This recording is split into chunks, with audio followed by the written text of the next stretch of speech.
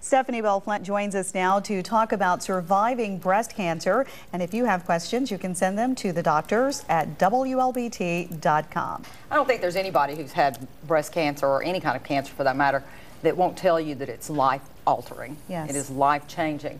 We have joining us today Dr. Tammy Young. She's an oncologist at Baptist Medical Center. Thank you so much. Thanks. Tell us about surviving cancer. I mean, first you've got to kind of get through treatment. Right. Well, there are several factors that we take into consideration when we talk about patients who might survive breast cancer. And so obviously patients who have an early stage breast cancer are much more likely to survive their disease than people who have a more advanced cancer.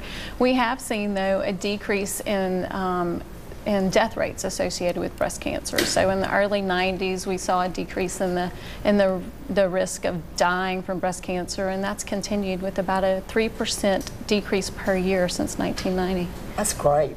That is awesome. Now, in the past, so many women, as soon as they heard breast cancer, they thought that that meant that they were going to lose that battle. Now, women need to know that's no longer the case. That's true. And with diagnosis at an early age, you're much more likely, at an early stage, you're much more likely to avoid chemotherapy, to be completely cured of the disease. For instance, our patients who are diagnosed with the stage 1 breast cancer have a 98% chance of being completely cured. When you have a stage 2 breast cancer, those patients have an 84% chance of being completely cured. And when you have more advanced disease, a large tumor involved, lymph nodes, those patients, their cure is about 52%. But that's still a pretty high percentage, even at a stage 3 or stage 4. Even our patients who have stage 4 disease, so metastatic disease at the time of their diagnosis, about 25% of those patients live longer than 5 years with sometimes very good quality of life. Sure. We've learned, and that's the one thing about being a survivor, it doesn't necessarily mean that you've gotten rid of the cancer. Now we've gotten to where we just treat the cancer and live with improve it. Survivor, yeah, live with it. And that's a lot. There's a lot of that in there. Absolutely. Especially for our patients who are estrogen positive, they can be treated with hormonal therapy, which is a pill you take every day that blocks estrogen and allows people to live a long time even with metastatic disease. Now, I have a dear friend who survived breast cancer, and one of the things that amazed me was her attitude. I think she missed maybe 2 days of work. She would go to her treatments, and she said, I felt horrible, but I felt that my attitude had so much to do, attitude and faith. And she said faith first and attitude. Are you finding that with patients as well? Absolutely. Patients who are able to continue with their normal activities and exercise and continue with their work, those patients do much better than people who become depressed over their illness and sort of hunker down at home. Those patients typically don't do well. Do you think that we'll ever get to the point to where breast cancer can be cured? I certainly hope so. And I think the more we learn about the molecular aspect of breast cancer, the more we're able to tailor our therapy toward different aspects of treatment, and patients will do better and continue to improve. Even now, based on our newer chemotherapies that we have patients who are living a lot longer than they were before.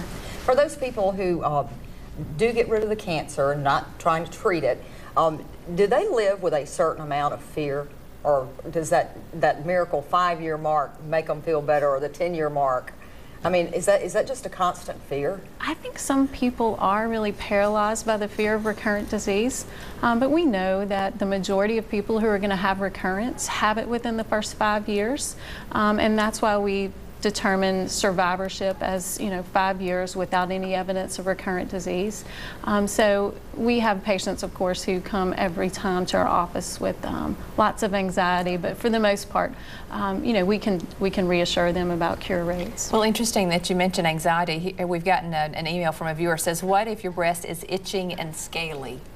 That is an area of concern, and we certainly would refer that patient for a mammogram and probably a biopsy of that area, because there is a disorder called inflammatory breast cancer, which can present with a dry, scaly rash over the breast. And many times that mammogram will be negative, but will be positive on biopsy. Now, there's a lot of fear out there right now because of the hormone therapy for menopausal women. I saw the reports last week, and women are talking about that. And what should they do? Should they just sit down and talk with their doctor if they're on hormone treatment to make sure that, because again, there's a lot of fear out there right now. I've talked to so many of my friends who are talking about that. Well, we do know that it does slightly increase your risk of developing breast cancer, and so it's important to know what your risks are to begin with. And if you have a first-degree relative with a history of breast cancer, so a mother, a daughter, or a sister, you're at significant risk of developing breast cancer, and you probably ought to avoid all hormonal therapy. And for other patients who seem to be at lower risk, you know, it's a conversation, a very personal decision, and a conversation you have to have with your OBGYN. And I don't think there's an answer to this question, but I'm going to ask it anyway. What about the compounded hormones compared to like your manufactured hormones? Are they the same thing, essentially? We still don't feel that those are safe. They're still hormones. All right. So. Dr. Tammy Young, who's an oncologist, Baptist Medical Center, thank you so much for joining us and giving us some good information on breast cancer. Thank you. And for more health news, you can log on to our website, WLBT.com, and click on Medical Matters.